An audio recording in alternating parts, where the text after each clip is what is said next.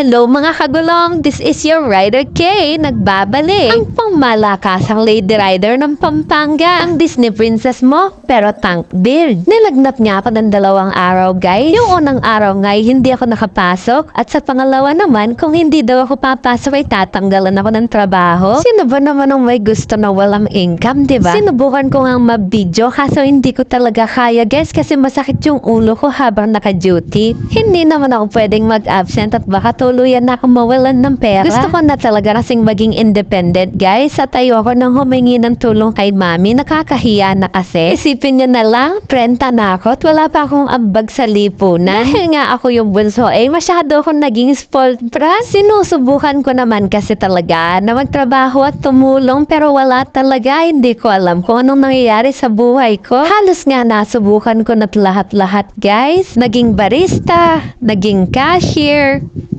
sales representative, customer service representative, housekeeping, at iba pa. Ay, hindi ka Disney princess, Janice's lady version ka. Anyways, punta tayo sa mga order ko na hindi ko na nabidyohan lahat. Sobrang dami kasi. First time ko nga matikman tong Punos ice cream kasi meron silang free taste for today's video. Sobrang tuwan-tuwa nga yung Lady Rider nyo nakakain ng ice cream. Ngayon ko lang talaga nalaman na masarap pala yung ice cream dito kasi puro wigis yung binibili namin ng mga pamilya ko. Thank you sa free taste, kuya. Next order ko naman ay Taste from the Greens. Ang umorder nga nito ay loyal customer na namin sa Atat Patrol. Shoutout sa'yo, Sir Rolly. Pagaling ka po. Pa-chill-chill nga lang ako dito kasi sobrang ganda ng ambience. Nagpapakit-pakit lang baka sakali may dumating na pogi. Charing. Hindi lang halata pero sobrang pagod na ako dyan guys. Sobrang init kasi ngayon. Ganyan talaga pag maganda, laging fresh. Magtigil! Na-request nga pala ako ni Ma'am Aileen at Ma'am Lee ngayon. Sila yung admin at teacher ko sa pag-aaral ko ng Korean lesson. Nilalagnat nga kasi si Ma'am Lee kaya napabili ng siniguelas, buko at pizza. Hindi ko nga maintindihan kung nilalagnat ba talaga o naglilihi siya. Sobrang thankful ko nga kasi talagang sinerve nila ako ng sobra-sobra. Kumain nga lang ako at uminom ng buko tapos umalis na kasi maraming trabahong pending. Sobrang thankful ko nga kasi talagang binigyan nila akong maraming pagkain. Meron pang chocolate sa bag ko ngayon. Alam mo yung parang pumunta ka sa bahay ng lola mo tapos paglabas mo ay busog na busog ka at marami ka pandala. Thank you po sa pag-request and malaking tip Ma'am Lay and Ma'am Aileen. Hello sa'yo mama! Ang cute-cute mo! Pag pinanood mo makikita mo sarili mo. Ang next order ko nga ay dito na naman sa Jayco. Kung Atat Patrol Rider ka at ayaw mo magtrabaho at gusto mo lang tumambay, ito yung order na kunin mo. Sa pila pa lang sa labas, alam na alam mo magtatagal ka rito. Meron nga akong bagong motto para sa shop na to Jayco.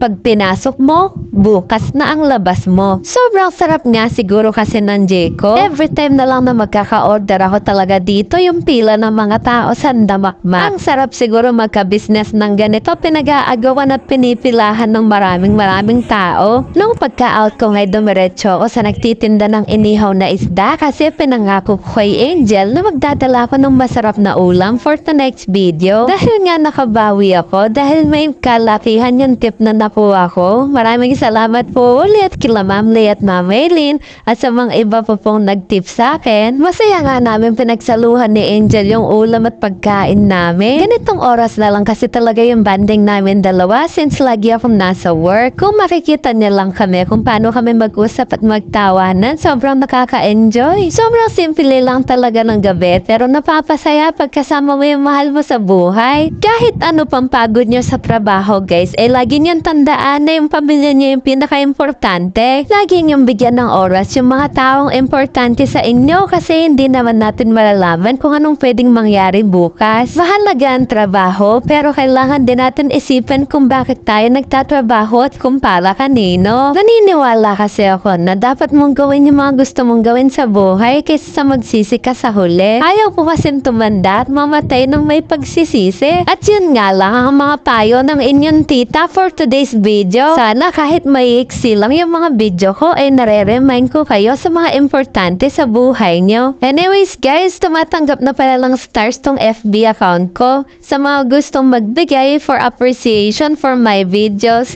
Thank you so much po. Bye-bye!